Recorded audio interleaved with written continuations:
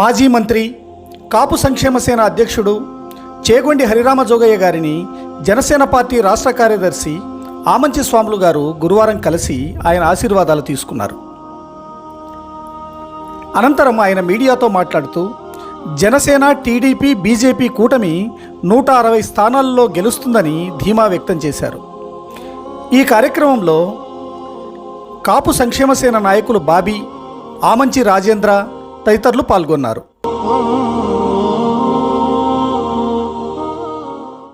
సంక్షేమ సేన పార్టీ వ్యవస్థాపకులు గత రాష్ట్రంలోనే సెన్సేషన్ అయినటువంటి మంత్రి గారుగా మాజీ మంత్రి గారు అయినటువంటి హరిరామజోగయ్య గారికి ఈరోజు పాలకొల్లులో మా అధినేతని కూడా చెప్పచ్చు. ఎందుకంటే కేఎస్ఎస్లో నాకు రాయలసీమ 4 జిల్లాలకి కోఆర్డినేటర్గా, అలానే రాష్ట్ర గౌరవ సలహాదారుగా ఈ మధ్యలోనే బాధ్యతలు ఇచ్చున్నారు.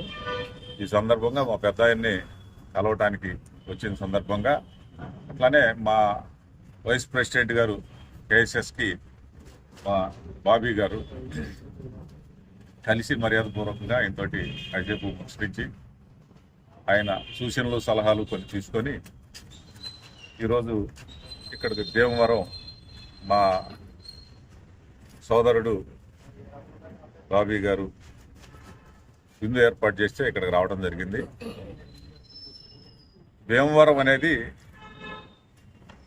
రాబోయే రోజుల్లో ఒక చరిత్రగా నిలబడాలి.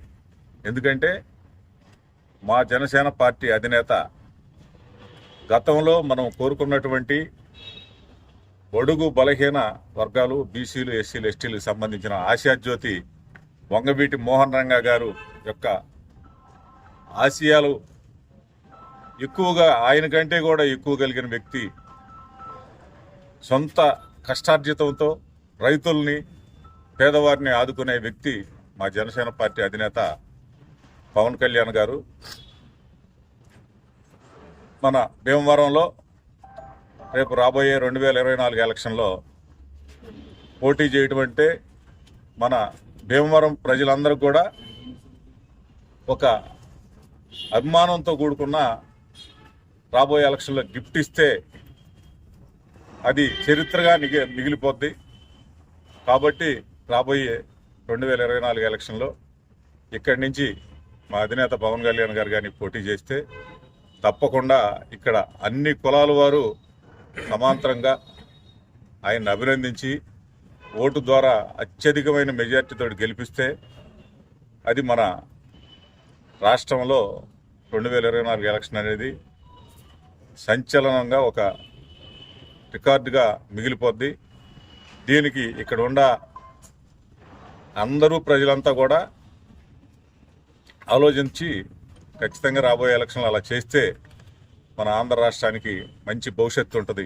ఎందుకంటే ఈరోజు జరుగుతున్నటువంటి వైసీపీ పాలనలో వాళ్ళ సీఎం ఆధ్వర్యంలో ఎమ్మెల్యేలు కూడా అదే స్థాయిలో ఇక్కడ తక్కిన పార్టీల వాళ్ళని ఇబ్బంది పెట్టి కేసులు ఇరికిచ్చి చాలా రకరకాలైన ఇబ్బందులు పెట్టడం అనేది అది మానవ సంస్కృతి కాదు.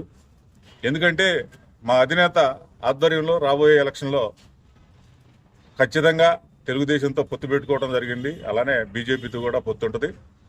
ఈ సందర్భంగా ఈ 3 జనసేన, టీడీపీ, బీజేపీ పొత్తులో భాగంగా రికార్డు స్థాయిలో 160 సీట్లు తగ్గకుండా గెలిచే పరిస్థితి ఈ కూటమికి ఉంటుంది. ఈ ప్రభుత్వం వచ్చిన తర్వాత ఏ నియోజకవర్గంలో అయినా సరే మాకు సంబంధించిన వాళ్ళకి ఓట్లు అయిపోయినా సరే వాళ్ళకు కూడా సమాంతరమైన మర్యాద, గౌరవాలతో కూడిన, విలువలతో కూడినటువంటి సంస్కృతిగా మా 3 కంబైన్డ్ సమిష్టి ప్రభుత్వంలో ప్రతి ఒక్కళ్ళని కూడా సమాంతరంగా చూడటం జరుగుతుంది. వీళ్ళలాగా టీడీపీ వాళ్ళని, జనసేన వాళ్ళని ఇబ్బందులు పెట్టి కేసులు పెట్టడం, అలా వైసీపీ వాళ్ళని కూడా పెట్టడం జరగదు. మా అభివృద్ధి చూసి వైసీపీలో ఉన్నవాళ్ళు కూడా మా పార్టీలోకి వచ్చే విధంగా మా అధినేత ఆదేశాల అనుసారంగా ప్రతి ఎమ్మెల్యే కూడా అదేవిధంగా నడుచుకొని ప్రజలందరూ కూడా అందుబాటులో ఉండి మంచి సేవలు అందించి సుపరిపాలన అందించే విధంగా